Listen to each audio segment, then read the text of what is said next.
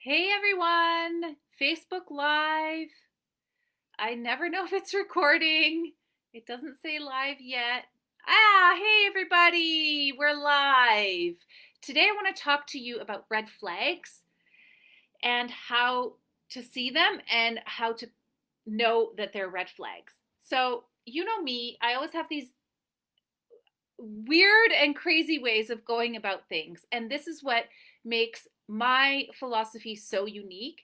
So, red flags to me are not a thing to look outward for. And I'm going to explain this. They are looking inward. And I'm not saying this is blaming yourself for the red flags. I'm saying you're checking in with how you feel. It doesn't matter what the other is doing. So, for example, red flag, a lot of people ask me, what would be red flags in a relationship? Hey, Mary Carol, happy Tuesday. Hey, Michelle. Conti, hey there. I see 5 of you are online. Say hi. The other 2 haven't said hi yet. Say hi before I keep going. Okay, so red flags. So, what are red flags? Well, hey, Jan, nice to see you. Yeah, great to see you here today, Jan. Nice. I guess you haven't been able to make it other times. Yahoo. So, I want to start with a story, okay, about red flags. So, a couple of years ago, I just was telling Jerry about this last night, or sharing again. He knows the story. A couple of years ago, I dated a man named Dave. And hey, Alkani, nice to see you. I dated a man named Dave, and he was what most people would call a narcissist, self absorbed, always talking about himself. But I refused to label him because who am I, God? You see, the word narcissist or even the term red flags is so like righteous and like right so self like, oh, I'm so amazing, that person has red flags, or I'm so amazing but they're a narcissist. Like, we all have all the sides to us, okay?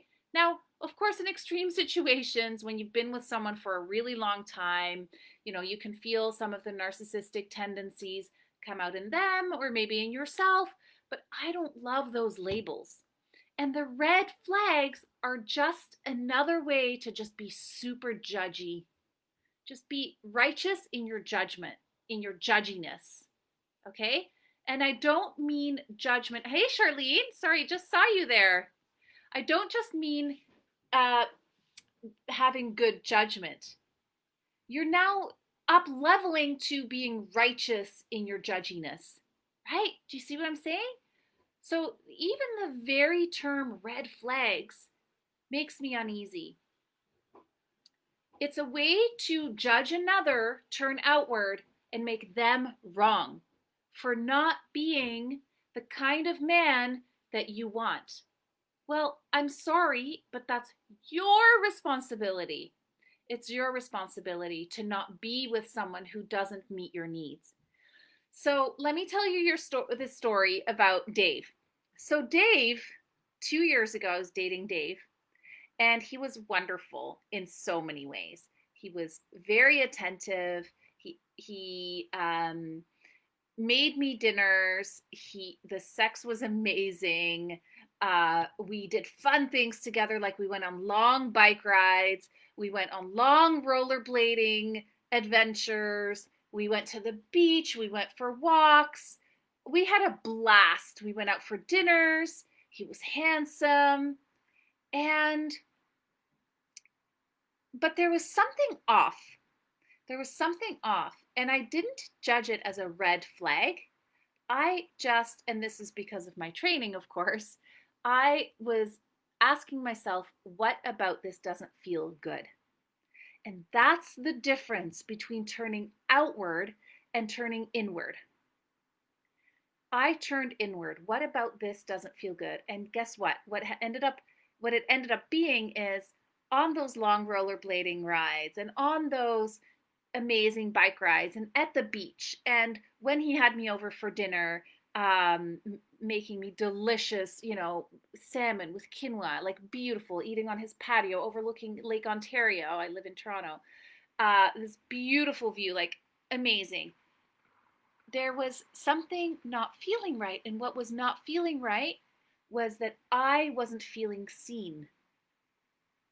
I wasn't feeling seen. He was always talking about himself, showing off about, and very subtly, but always talking about his accomplishments and how amazing he is, and how, other people that he had dated were not as amazing as me, and he was putting them down. That didn't feel good, right? My sisters, these were my sisters he had dated, not literally my sisters, but my sisters in the world, right? My soul sisters, like you guys.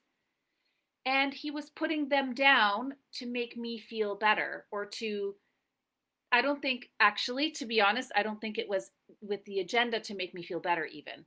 It was about him trying to show off that he, I don't know, something, he was good for me or something. I don't know what exactly. I will never know. And that's another thing. We don't know what men think, right? All I knew was that it didn't feel good. Something didn't feel good. That's the red flag. It's not about him. It's not about his behavior. It's not about the fact that he kept talking about himself the whole time. I mean, to some women, it might feel good. I doubt it, but it might.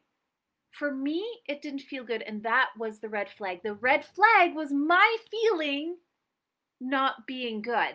Do you get that?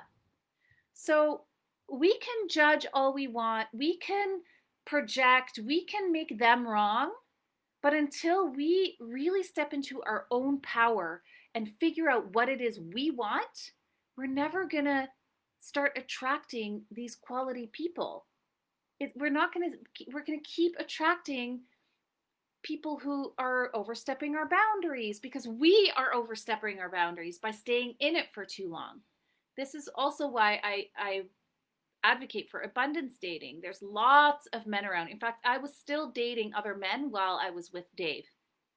It was really hard because he was claiming a lot of my time, and I liked it on one level, but I forced myself to date other men so that I wouldn't get sucked into the whole paradigm of, well, I might not feel the greatest in like this area, but everything else is really good. We do this, right? We over normalize, we talk ourselves into, because we finally found somebody who has a few of the characteristics that we're looking for. And then we overstep our own boundary by letting those feelings that feel not so great inside us, letting those go. And then we blame them for having red flags, or we blame them for not doing the things that we want. No, move on to the next guy who will be there for you in the way that you need. Okay? So take your power back. Take your responsibility back. Stop pointing the finger. Stop judging outward. Oh, this guy, this red flag. This guy, this red flag, right? How are you feeling? Are you feeling good about it? Then it's good in this moment. Stay in this moment. The next moment might not feel good. Then stay in that moment. It doesn't feel good. So get yourself out of that moment and into a feeling good moment. I hope this makes sense. I'm happy and excited for, I'm freezing. Shoot, this always happens when I do this in my office. Any questions coming up? So Mary Carol is saying it's hard to let go, but it feels so powerful. Jen, a great way to look at this. Yeah, it took me a really long time to figure that out. But whenever someone is saying, I do a lot of calls with a lot of people, and whenever someone says, yeah, I'm worried about red flags, it doesn't feel good because it's a blamey kind of way. It's like their fault, right? For you not feeling good, and you want them to make you feel good. Alkani, I did abundance dating, and I have had so much fun learning a lot about myself based on my wants or needs. like or dislikes, and more importantly, my values. Yeah, so good, Elkani. So good. I'm so glad you're starting.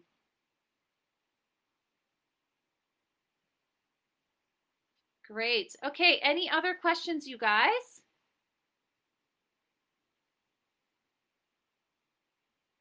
That's my little blurb on red flags. Okay, so guys, ladies, I will say guys, I'm sorry. Women, beautiful, gorgeous goddesses, I have an amazing thing coming up on Thursday. I'm going to do a coach-a-thon. A coach-a-thon. So after my 5-day challenge, I got slammed and bombarded in such a good way with all kinds of questions. I sent out a survey. I got lots of questions on the survey. I decided that I'm going to do a coach-a-thon where you can come on. You have to be live. There's no replay. You have to be live. Be prepared to have your camera on and be on camera and ask your question. And I'm going to ask as many questions as I can in an hour. And I'm going to start with one question, one of the most common questions, maybe this red flag thing. And as you guys are coming onto the call, you will put your comments in the comment section, and I'll answer those questions. Okay, so on Thursday, July 2nd at 4 p.m. Eastern Standard Time, I'm going live on a Zoom call to do a coach-a-thon. How fun! So join me there. I will send the link. I don't have the link yet. I will put it in the comments of this video once I have it. Okay, so stay tuned for that. And I'm going to be sending out an email as well with all the details. So I'm just still ironing this out. I just came up with this yesterday, this idea to do this. So bear with me and I will see you there. And I can't wait. I haven't decided yet if I'm going to do a Facebook Live at the same time on the same day. I probably still will on Thursday. Okay, I will see you then. Bye.